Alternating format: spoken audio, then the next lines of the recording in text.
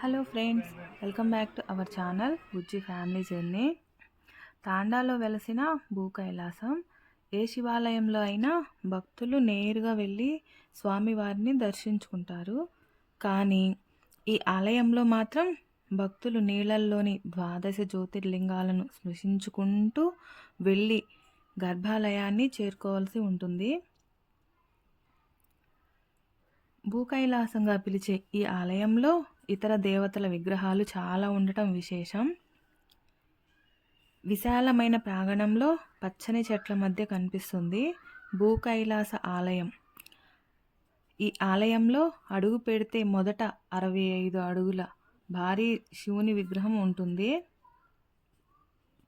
అక్కడి నుంచి కాస్త ముందుకెళ్తే నీటి మార్గం ద్వారా లోపలికి వెళ్ళేలా ఉంటుంది. ఈ నీటిలో ద్వాదశ జ్యోతిర్లింగాలు ఉన్నాయి. ఆ ప్రాంగణంలో భారీ అడుగుల్లో వీరభద్రుడు, ఆంజనేయుడు, కాలభైరవుడు, వినాయకుడు, తుల్జాభవాని, కాళికాదేవి వంటి విగ్రహాలను మనం దర్శించుకోవచ్చు. తెలంగాణలోని వికారాబాద్ జిల్లా తాండూరు మండలం అంతారం తాండాలో ఉండే ఈ పరమశివుణ్ణి దర్శించుకుంటే కష్టాలు పోతాయనేది మన నమ్మకం. ఇక్కడ స్వామివారిని నిత్య పూజలతో పాటు ప్రతిరోజు రుద్రాభిషేకాన్ని చేస్తారు. చూడండి, 65 అడుగుల ఎత్తు ఉన్న శివుని విగ్రహం.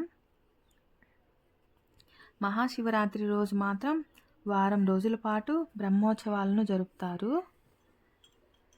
ఆ సమయంలో జరిగే శివపార్వతుల కళ్యాణం, హోమాలు, అభిషేకాలు, ఇతర పూజలతో పాటు సాంప్రదాయ నృత్యాలు వంటివి ఎన్నో కార్యక్రమాలను జరుగుతాయి ఇక్కడ.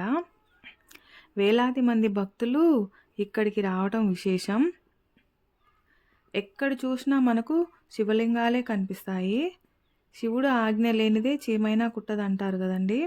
ఏదైనా శివుని ఆజ్ఞతోనే జరుగుతాయి. మనిషి పుట్టుక నుంచి చనిపోయే వరకు ఇక్కడ విగ్రహ రూపంలో ఉంటాయి. మనం పుట్టిన దగ్గర నుండి చనిపోయే వరకు ఇక్కడ విగ్రహాలు ఉన్నాయి. జననం నుండి మరణం వరకు, బాల్యం, యవ్వనం, వృద్ధాప్యం వరకు ఇక్కడ విగ్రహాలు చాలా ఉన్నాయండి. ఆయన ధ్యానంలో ఉంటారు. ఇవన్నీ జరుగుతూనే ఉంటాయి.